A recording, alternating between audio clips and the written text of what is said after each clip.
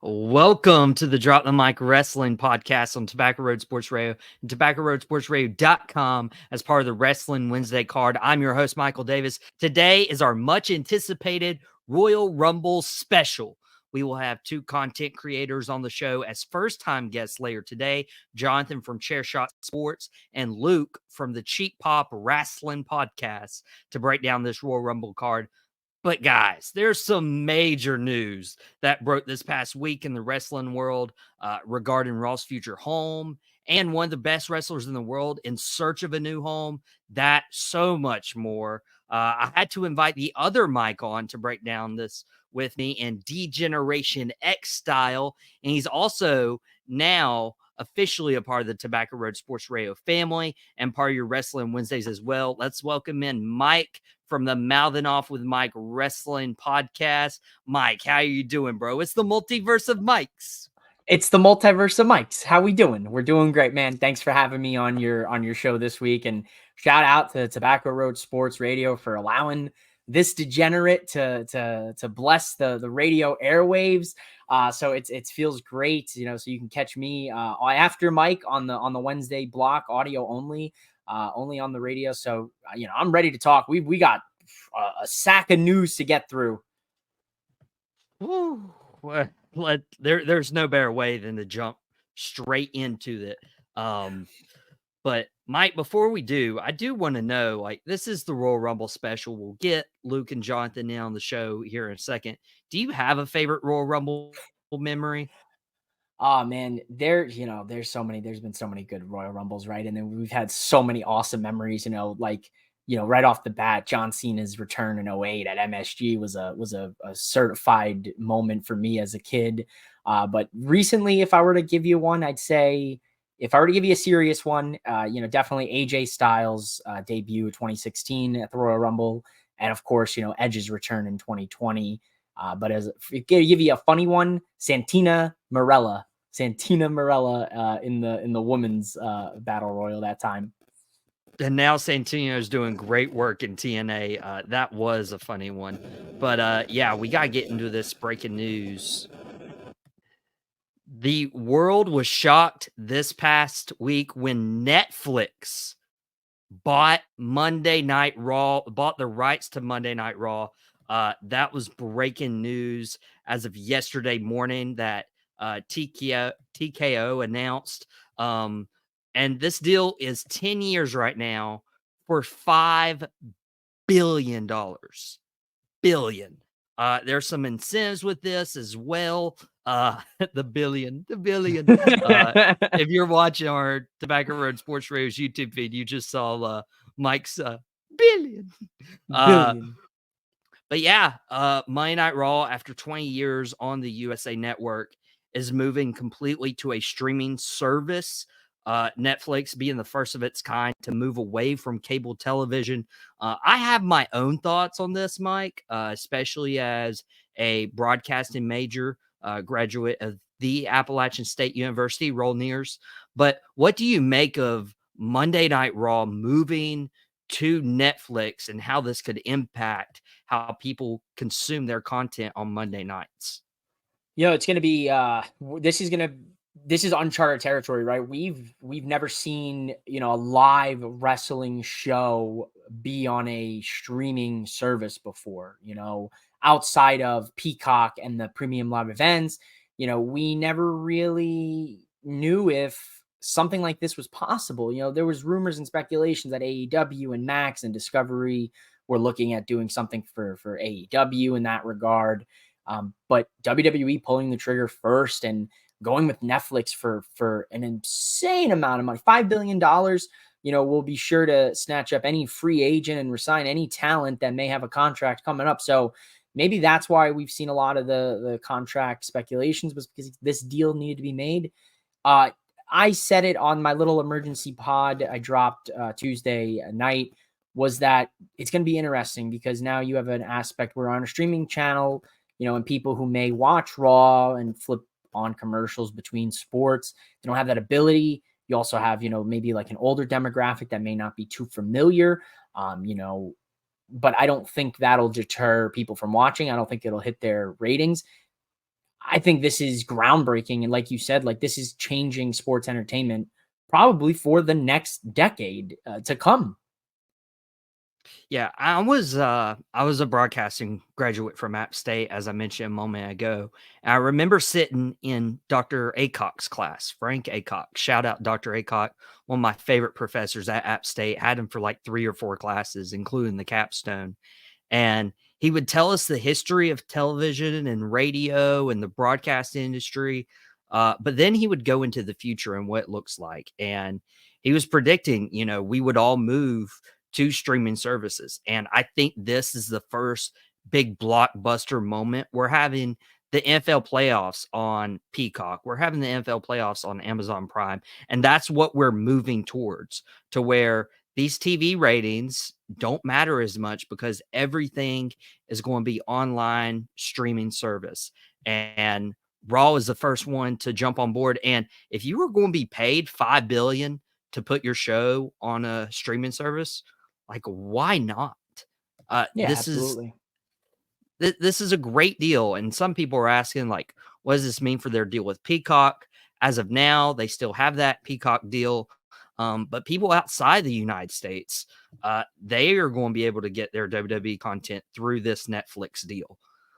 So when their deal ends with Peacock, man, there's going to be another bidding war for WWE and their streaming services. It's kind of crazy. Nick Khan also mentioned that, Raw may move nights. It may move away from Monday night, depending on what's best for them. People consuming their Monday Night Football. But one thing I am worried about, Mike, is there is a gap. There is a gap between their deal ending with the USA Network in October to when they debut on Netflix in January of next year. What's going to happen for those 3-month dead period? Because Raw still goes weekly.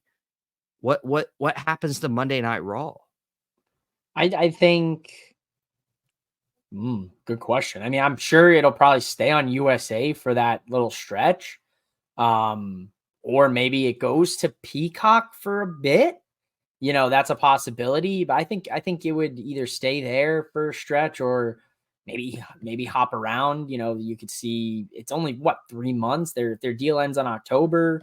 Maybe they work something out with USA where Raw stays, till December 31st, and then SmackDown, because we also have to take into effect SmackDown is moving to USA Network too, starting October. So honestly, I'm sure there'll be further clarification on how that's going to break down, but I don't think there'll be a gap. I think they'll just end up either airing on USA or maybe airing on the CW, because NXT is going to the CW too. So all 3 weekly wrestling shows are going to be on different platforms. You're going to have NXT on CW, you're going to have SmackDown on USA Network, and then you're going to have Raw on Netflix.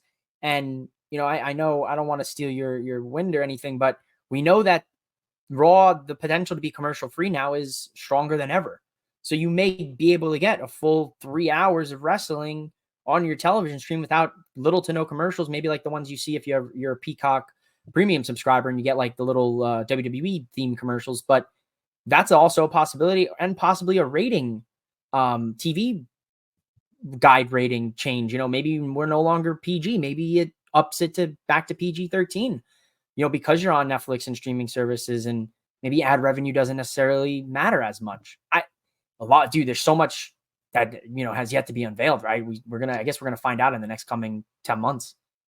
And you haven't even mentioned Monday Night Raw can move back to 2 hours commercial free. That's another thing. Like that. Yeah. That's a huge possibility. If any wrestling fans complaining right now about this deal and moving to Netflix, like, this is so big for the industry. It's big for us as wrestling content creators, because WWE is going to be exposed to an audience on Peacock, USA, the CW, and Netflix. You can look at and watch, like, you're in a great hands if you're in the WWE. And this all came because TKO bought WWE, or Endeavor did, and merged with the TKO company. And who better joined the company and their board of directors than the great one, The Rock. Now, The Rock was on First Take with Stephen A, and he was hyping up this big Netflix deal. And Stephen A flat out asked if Rock was going to be at WrestleMania. He like dodged the question, but he didn't dodge the question. Mike, do you think that this partnership with The Rock and TKO, we know how great friends he is with Nick Khan. Do you think this brings The Rock to WrestleMania to wrestle Roman Reigns? Yes, but what WrestleMania? Unbeknownst to me, I don't think it's WrestleMania 40. Rock said it today on First Take. I watched First Take Tuesday as well. The Rock said it. You know, he's a in it for the long haul kind of guy, and this could be one of those things where they do a similar thing to WrestleMania. Was it 27, 28, with the Rock challenging Cena after the Mania match and having a whole year to build? Maybe your Mania looks a little bit like Cody wins the title, Rock comes out after, holds the lay of the tribal chief and points to the WrestleMania sign, you know, or you know, we know what's coming down the pipeline then. So I think it's possible. I think we'll see more cross collaboration with The Rock and his brands with WWE. You know, we see a lot of. Yeah, sorry to cut you off right there. I know you're big into Cody Rhodes and, you know, Cody finishing his story, and that would be huge if The Rock just, you know, saw Roman lose his title and then bring out the tribal lay as if you don't deserve this, and then we get a year build up. I personally think, and especially with the TikTok reel that dropped on all our social medias that you see scrolling on the bottom, I think it is The Rock versus Roman Reigns at WrestleMania. I think they have time to build it up this year. I think the business has never been bigger right now, and The Rock could do it. But one of those, you know, questionable, who's holding the world title at the end of the night? Is it Cody? Is it Roman? Is it The Rock? What about the other world title? This past Monday, we saw Seth Rollins come out. News broke last week that he tore his MCL and had a slight meniscus tear. And we all expected him to vacate the title. Maybe the title gets put up at the Royal Rumble. Maybe Damian Priest comes out and cashes in. But Rollins didn't relinquish the World Heavyweight title on Monday, and he plans to compete at WrestleMania 40 in Philadelphia. Mike, I'm worried because either this means that they have full confirmation that Seth Rollins will be able to go for WrestleMania, or if weeks get ahead and they don't see a light in Seth Rollins' future to defend at WrestleMania, now they're stuck because now there's less time to build an actual story for the world title. What did you make? Do you think it's a good idea to keep the title on Seth Rollins right now rather than him vacating it? Tough question. If you take the title off Seth on Monday, then you put yourself in a position where the crowd knows no Seth for Mania, maybe no Punk Seth match, you know, maybe no whatever the case may be. So you basically show your hand and you spoil that probably no Seth if he relinquishes the title. If he doesn't relinquish the title and he comes out there and he gives the speech of like, yep, rah, like I will be there. I'm going to be a fighting champ no matter what. And then you have a guy like Gunther confront him. Things look a little confusing now because now you're establishing, well, Punk or Gunther for the Raw side. If we know Cody wins Rumble, then maybe Cody challenges Roman. So I feel like they're overselling the extent of the injury, but they're also not taking into fact what happens if he's not cleared in time. He had a similar injury that Mania where he took on Triple H. He came back. He was good. You know, maybe he was like 80%, 85% with the knee, but that's a similar situation here. It's like, is he going to just be cleared to go enough where he can go and, you know, without no further damage? Definitely puts him in a position, but I think if they're keeping on him, then they're confident that he'll be fine and they're overselling this to the fans for a big comeback return, you know? And here's the issue. If Seth Rollins is hurt and they're just getting him to WrestleMania so he can have that dream lunch with CM Punk, I don't think CM Punk should go over Seth Rollins and beat him for the World Heavyweight title. That would be I feel like if they had that dream match, Seth Rollins would need the win, just like Yeah, Roman and Rock. Roman would need the win. And if Seth goes into Mania and he wins, then he's got to carry the title a little bit longer unless but Damian Priest cashes unless in. Priest, that's what I didn't want to cut you off and say it, but Priest, that's where Priest comes into play. That's why he hasn't cashed in and he's been just kind of like, oh, I don't know what's going on here. I think that's your more than likely scenario. Punk's Rollins happens. Now they know for sure Rollins might be hurt. So they want him to have the match. He can get to the match more than likely if the doctors clear him. Then it's about, okay, he can't hold the title after WrestleMania. So what do we do? Okay, he retains against Punk.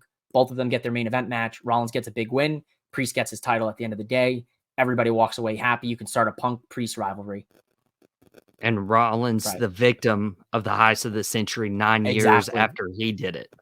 Exactly. So then when he comes back, he goes right gunning for Priest, or if Priest isn't the champ, I still would assume a feud with Priest would come. But then, yeah, nevertheless. Yeah, and speaking of some of the big players on Monday Night Raw, 2 of them are currently in contract disputes. We know about Drew McIntyre's contract disputes over last year. There's no word whether he has resigned or he hasn't. He's still on television. But shocking news by Raj Giri that Finn Balor's contract ends after WrestleMania, and contract talks are not even happening right now, according to Raj Giri. Yeah, this shocks me, especially with Drew being in a main event position, Finn Balor, and the role he has with Judgment Day, unless they kick him out.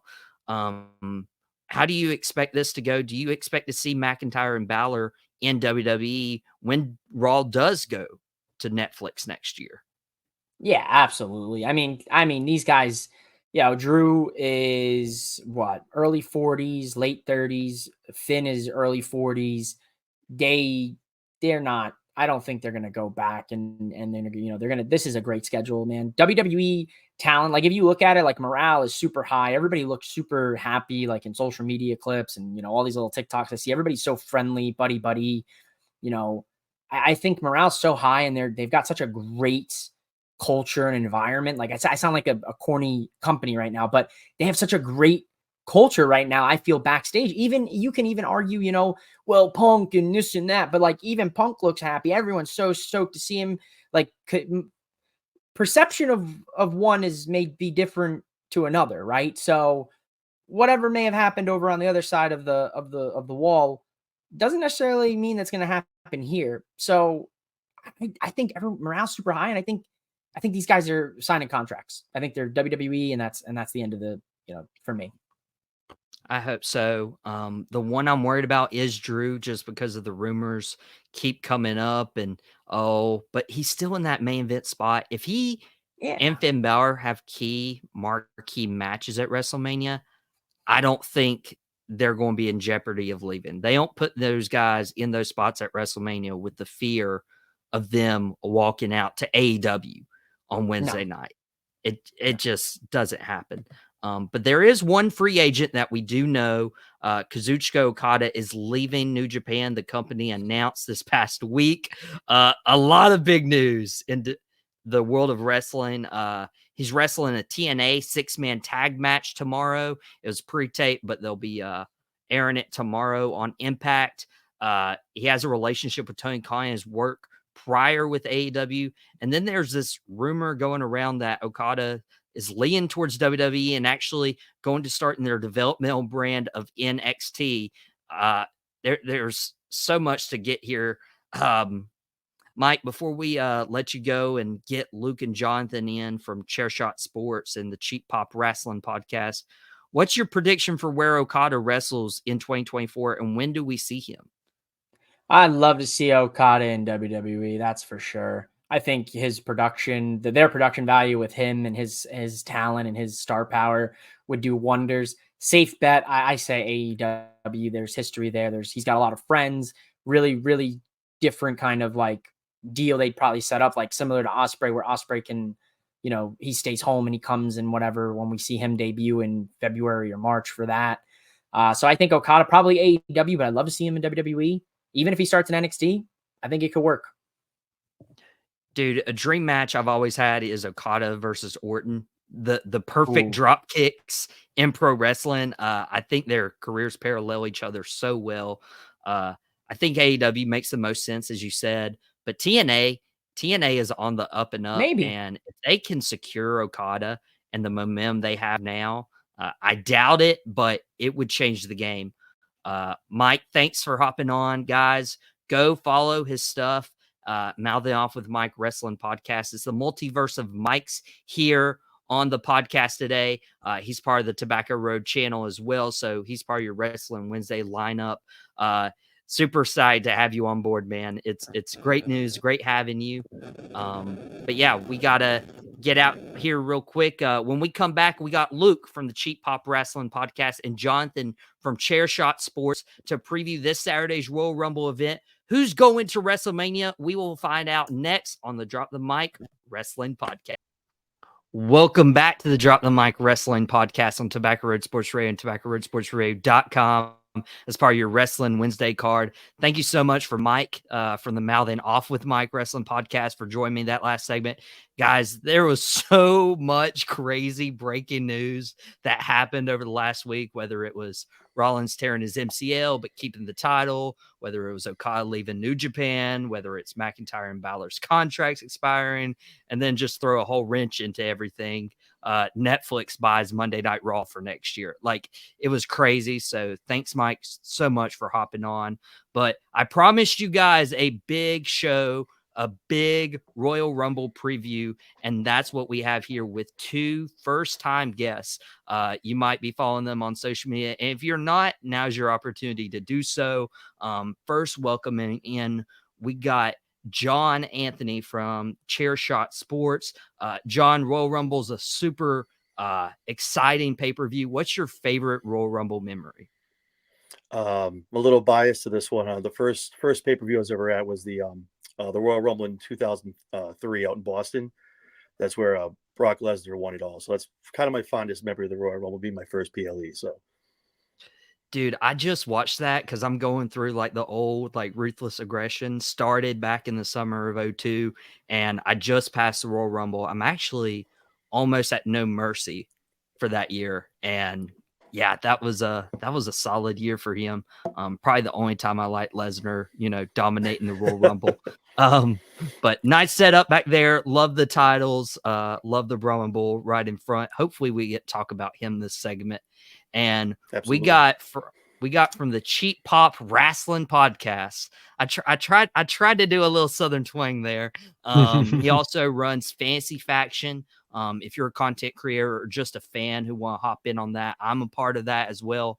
The reigning Fantasy Faction champion is myself, but we got one of the co-hosts for Cheap Pop. We got Luke in the show. Luke, how are you doing? What's your favorite Royal Rumble memory? Good, mate. Thank you so much for having me on. My favorite Royal Rumble memory was when Austin won it in 2001. So back then, I was a huge Austin mark. Still kind of am, to be honest. But when he won that 2001 Rumble, that was sort of a culmination of a lot of big things in his character. I think he'd come back like 5 or 6 months before that from a broken neck or in storyline, when he got ran over. So he came back on a huge tear. And at that time, I was listening to like a lot of heavy metal stuff. So he had that Disturbed remix of his theme, and he was just more intense sort of than ever. And just that whole match, that 2001 match where seemingly the odds were stacked. You had Kane doing the big eliminations. I think he set a record that year. The Rock was in it. So just a stacked Rumble card. So when he actually won, I was over the moon with it. So yeah, that's my favorite Rumble match, favorite Rumble moment. And and he won it for the third time too, breaking the record. Hey, and who knows if that record will ever be broken again. And thinking back to 2001, seeing how like stacked that roster was before they even purchased WCW a couple months later. But mine, obviously, big Edge fan. John talking about a little bias. One of my first WrestleManias I ever got to watch on TV as a kid was WrestleMania 21.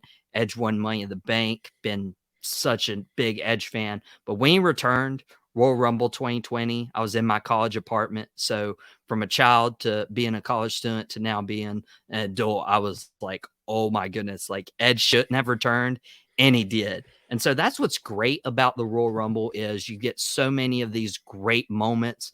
Super excited to have Luke and John on the show to talk about this. And so basically, if you've never been part of one of these previews before, and this is your first time tuning in, we'll run through the card, talk a little bit about it. But one thing I do want to note is there's only 4 matches announced right now. That could change. They could add more as it goes on, but there's several like titles not being defended. Of course, the World Heavyweight title, Seth Rollins being injured, won't be defending, but the Intercontinental title, not on the line. The tag team titles, not on the line. Any of the women's titles, the world title, the WWE women's title, the tag titles, not on the line at all. So I'm pretty shocked by it. And so I wanted to propose to you guys, John, I'll ask you this first. Is there any of these titles that you would want defended this weekend at the Royal Rumble? I mean, obviously, the IC not having Gunther defending like at the Rumble is kind of surprising to me. He seems to be a guy who's always, defending pretty much every PLE, taking a challenger. It seems like they're doing, especially last night with Raw, it seems like they're doing a lot of setting up, obviously, for Mania. Obviously for beyond that as well, but I would love to see the unified tag titles defended, which should be split, by the way, before WrestleMania. I'm really hoping they find some kind of way to get each brand respectively having tag titles, and they have some kind of tournament and something like that, because they need to have separate ones, man. It's got to end. It's over. But definitely the IC title, definitely the tag titles, and the women's is definitely surprising as well. Again, it's doing a lot of promo work from her. Obviously with EO, they're doing a lot of the breakup storyline going toward with Bailey, things like that. So just seems like the champions are a lot of storylines building, looking at 40 instead of having them defending this upcoming Saturday. So. Now, I definitely share your sentiment about getting the tag title split. The divisions are strong as ever. The wrestling's in a boom period right now, and we knew that from the last segment with Netflix purchasing Monday Night Raw. They're going to want their own set of tag team champions. Like, come on. And we all know that John's going to be one of the first ones to purchase the title if it looks kind of decent. It's got to look good. It's got to look good. It's got to look good. Fun fact, my favorite title is actually the one above your head, the undisputed WWE title back from the Ruthless Aggression era. Absolutely love that title. That's the only title I actually own. Nice. Good choice. Flesh. Nice. But it's my favorite title. I love looking at that. So you can hop on the show anytime if you got that in the background. I'll make sure I'll move right up. But yeah, Luke, you put it right over here. Thank you. The Brahma Bull tile works really well too. Luke, all this championship talk. Are you surprised any of these tiles aren't being showcased this weekend at the Royal Rumble? I mean, if you'd have asked me before the Seth Rollins injury, then I'd tell you I'm very surprised that the world title is not on the line at the Rumble, because I kind of, during Mania season, it's very much about people, finding their way to WrestleMania and finding their way to the titles. But also the champions, I feel like, have to work in order to keep their belts to get on the card.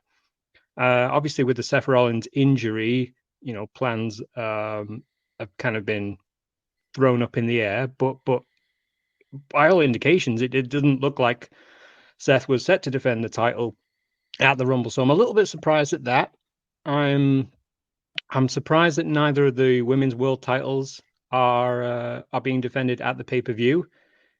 But I mean, saying that, it's tough really, because these days you have 2 Royal Rumble matches.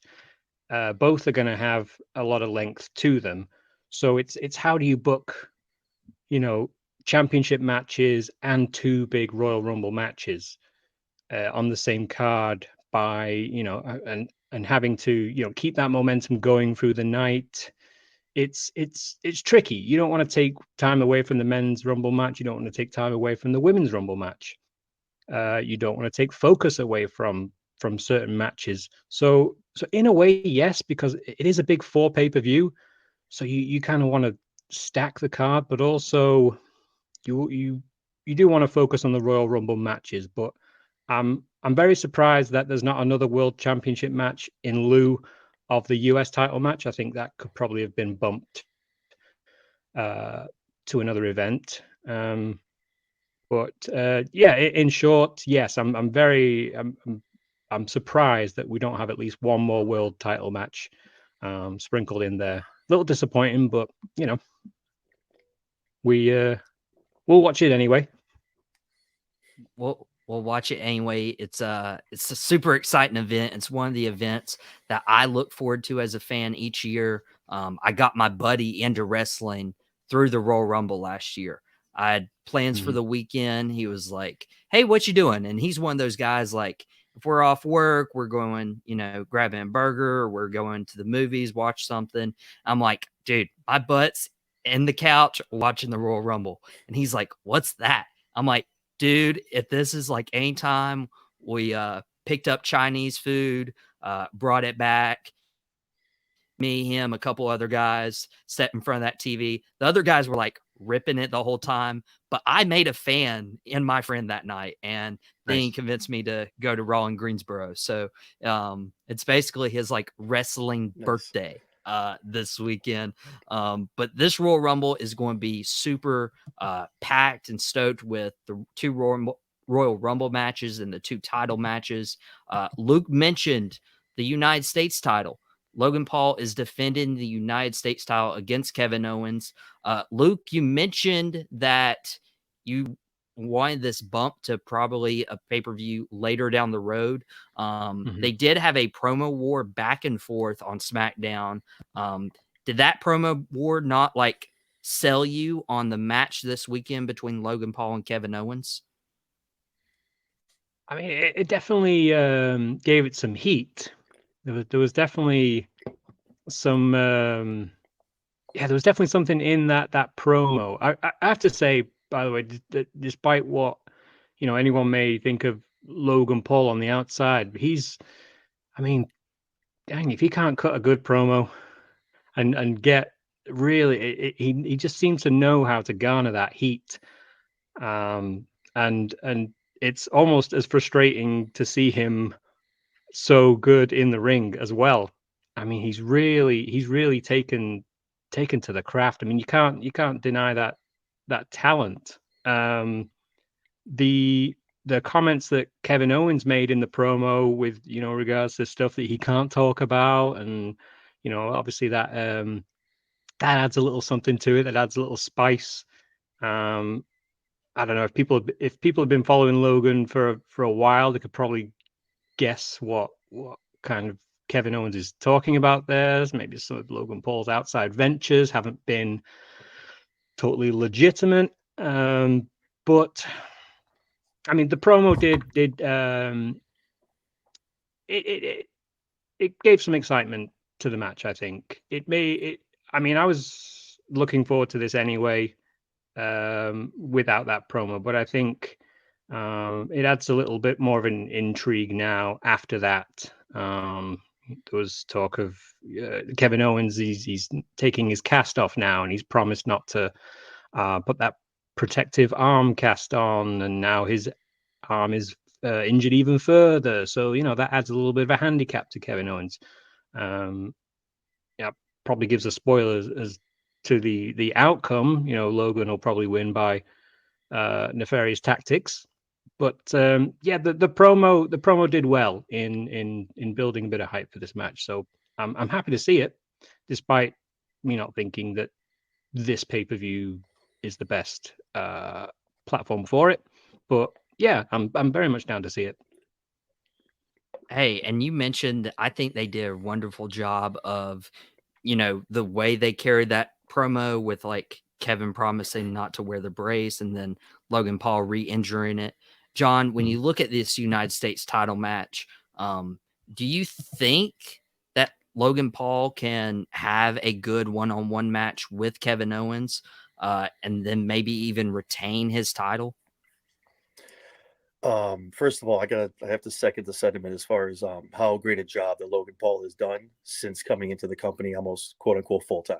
The guy has taken to a fish to water, has honed the craft in the ring, on the mic, outside of it. It's just he's done an amazing job. I mean, we've had Bad Bunny, other guys, but Logan Paul has been a stellar addition. And I mean, to put the belt on is obviously, a sentiment to how hard he's working and how good he's been doing. So, but to answer the question, I think the match is going to be good. Kevin is amazing in the ring. For the little things that Logan might not be able, might be a little off on, Kevin's always a great carrier, can always call a good match. As far as retaining the belt, it's like, I agree with the various ways of keeping the belt. It's definitely going to go down like that. Someone from Prime is going to crawl from outside the ring, help him out, get him the brass knucks. But what I am excited, speaking of the U.S. title, though, looking forward, I think he's going to retain it because I think the end game here is going to be WrestleMania 40 with a LA Knight Logan Paul matchup at the grand stage. I think that's kind of what's going to be heading out after this fatal 4-way. You're going to see that kind of, move its way over and Knight kind of go focus on that belt. So it's going to be good. I'm expecting the same thing from WrestleMania 40. So I think all of us have Logan Paul retaining the title. You guys gave Logan Paul his props.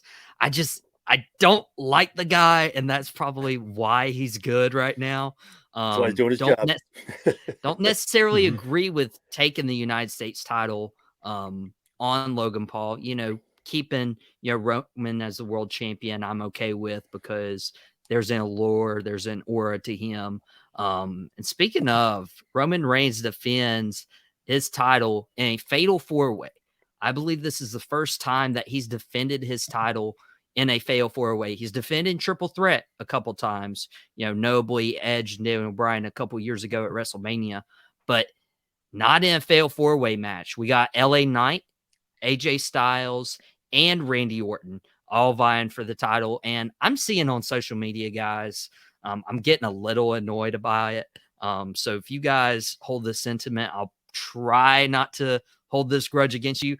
But I see so many people on social media crafting these ways for Roman to lose the title this weekend. It doesn't happen. John, I'll start with you. There's no way Roman loses the title. Don't come to me right? first if you don't want to hear about that. Don't come over here then. Don't start here first. Oh no. Listen, no. Honestly, I'm a huge Roman mark. I love the whole bloodline. I've loved it since its inception, ever since he came back and went with this whole character, the tribal chief head of the table. But after going through everything and having to just swallow the pride and understand what's really going to happen, Roman's obviously not going to lose this upcoming Saturday. Obviously, the goal is heading full steam towards SummerSlam. Whether or not he's going to break Hogan's record, that remains to be seen. But I think tonight, it's a good way to really just kind of take the onus off of Roman. Have a good way with a lot of false counts, could be's. Oh, here we go. Maybe no interference at all. Maybe just a one clean match for Roman, which I think is something he needs, is to go out there and win clean by himself, no one else around. Just kind of reminding people, hey, I can do this on my own. I don't need the family. I don't need the bloodline. But yeah, unfortunately, there's no way around it. No matter how many times you cross the T's, dot the I's, and squiggle everything around, there's no way he's dropping that title on Saturday. I hope not. Now, Luke, I know you recorded a Royal Rumble preview for the Cheap Pop Rasslin Podcast. If nobody's watched or listened to that, they can go listen to it on Spotify. But I was very intentional to not listen to your prediction here, because if you answer the wrong way, I might have revoked your invitation to drop the mic this week. How do you think this weekend goes down with your tribal chief, Roman Reigns? Well, yes, he is my tribal chief. Thank you. I'll give you a spoiler. Anytime we predict a Roman match on the Cheap Pop Rasslin Podcast, we have a rule, and sometimes I deviate from the rule, but you should always back Roman. Always predict Roman for the win, because you will get more predictions right than you will wrong. And I think this is definitely the case here as well. I think it'll be a fun match, but you need to honor the length of this title reign and how big it is. by having it finish in a definitive one-on-one situation. I think that's the way Roman loses this match. Having it being a four-way match where the odds are stacked against him, where it's possible that he doesn't have to eat the pin to lose the title. I don't think it honors the reign that they've presented. So it's going to be a fun match. There's going to be so much going on. I do think we're going to get bloodline interference, but I agree with you, John, that Roman maybe could do with one or two convincing wins where he doesn't have to cheat, because it does kind of take away it. I know it's classic heel tactics to cheat to win, but it does kind of take away his ability somewhat, and it takes away something like the magnitude of his run. So a convincing win here would be great going into WrestleMania season. But yeah, I'm sorry, I just don't see any way that he doesn't walk away with the belt here.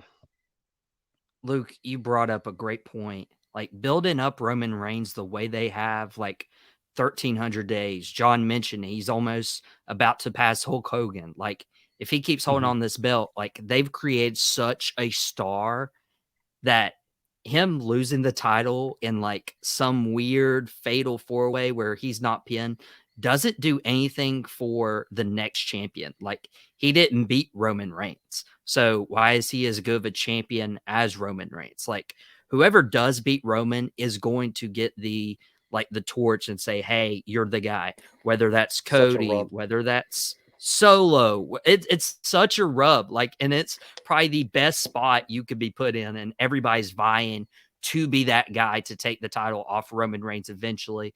I'm sure there's going to be hundreds of Drop the Mic episodes later on, because Roman's not dropping the title this Saturday at the Royal Rumble. Whenever a champion defends in a triple threat or fatal four-way, especially a world champion, usually never changes hands. There's a few exceptions, Bryan, Orton, Batista at WrestleMania 30, but it's not happening this weekend. What is happening is not one, but two Royal Rumble matches, 60 participants. Unless we have Mick Foley do one of his three faces of Foley again, we're going to get 60 participants in the ring for a chance to go headline WrestleMania and compete for a world title. And so there's a lot to break down. We only have a few minutes left of the show, guys. So how we're going to do this is we're going to go Rumble by Rumble. I want you to just predict. I want you to predict a surprise entrant that you expect to see. I want you to predict your final four.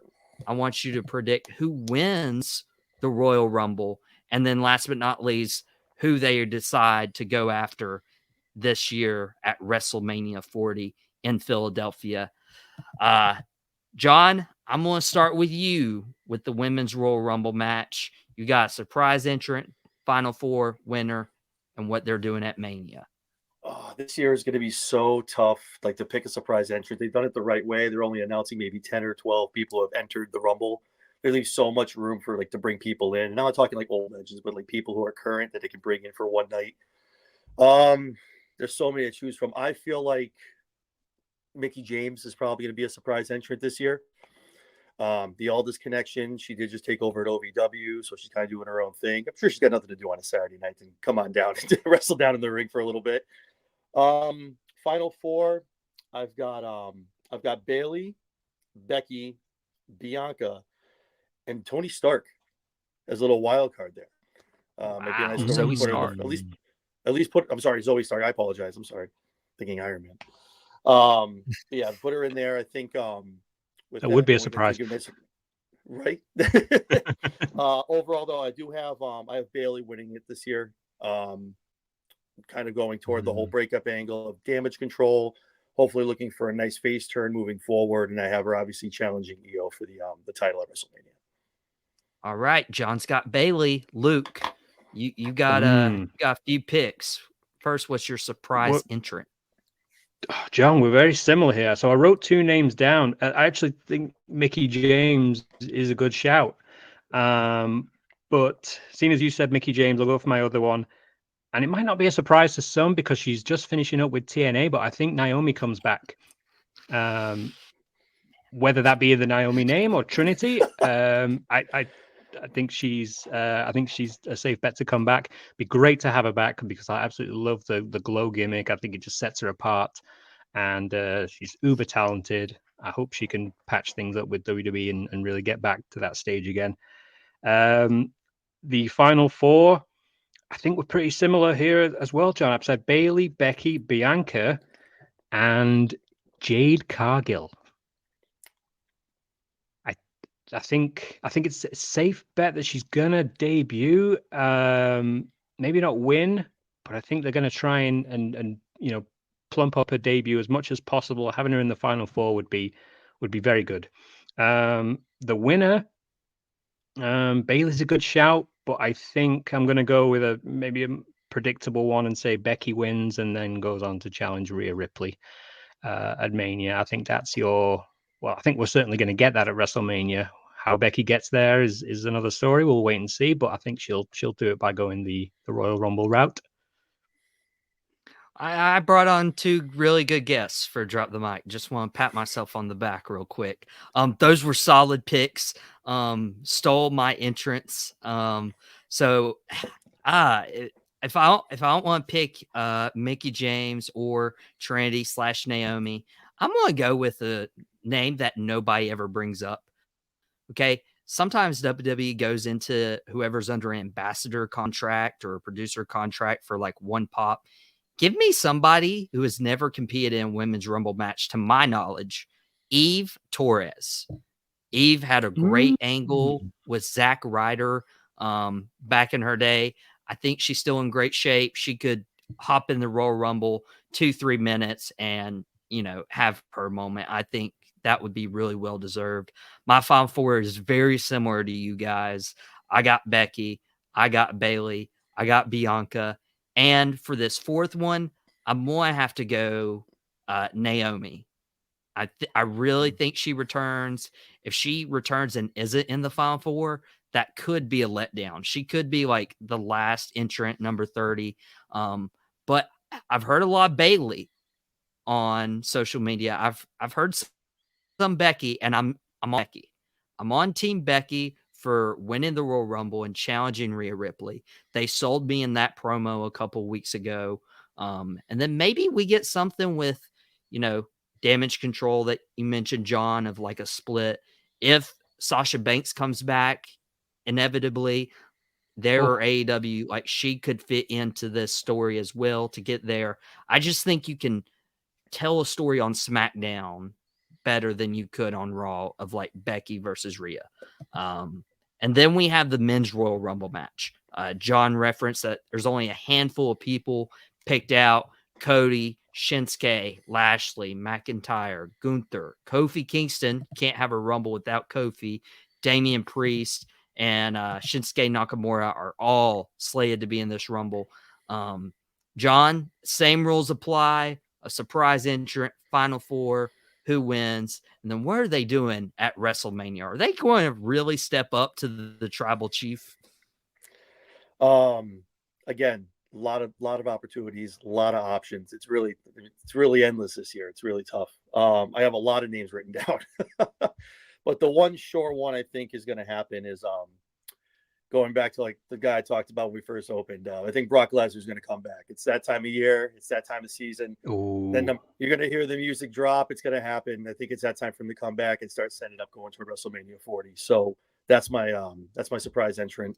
For the four, I have Gunther, Punk, Rhodes, and Lashley as your last four. And I have Punk going over, and I see him challenging Seth. Regardless of what happened, obviously, last night, I think Seth does make it to Mania, and when he does, it's going to be against Punk, and that match is going to be amazing. Yeah, Seth didn't drop the World Heavyweight title a couple of nights ago. He's determined to wrestle at Mania. Mike hopped on with me on the show. If you're just tuning in, you can go back and rewatch it. The whole video will be on YouTube on demand for your viewing pleasure. If you missed any of that, or you want to go back and listen to us again because it's been a solid episode. Luke, you're on you're on the podium with your surprise entrant, Final Four, the winner, and what they're doing at WrestleMania. Okay. My dream surprise entrant would be Curtis Axel, because technically he didn't get eliminated from that one Royal Rumble that time, so they still have to come back to that. But that's my heart talking. If we're going with my head, then I think Andrade El Idolo. I think he just finished up with AEW. I don't believe they have those 90-day compete clauses over there, so I think he comes back here. Final Four: Punk, Cody, Gunther. He's going to go on a tear, and Drew McIntyre. He's been having a big say lately, so I think Drew will be there or thereabouts. For the as far as the winner, I'm gonna have to go with Punk. I don't think it's gonna be Cody. I don't think the fans wouldn't necessarily respond well to him winning it 2 years in a row, especially with the Punk popularity right now. I know they're trying to get Cody there, but they really have to play it safe. I think the move is you have Punk win the Rumble, and then Cody go the long route through Elimination Chamber and having to earn his spot there. Punk and Cody, safe bets for main events, but here, just the story, the return, the pop. Punk's got to win this one.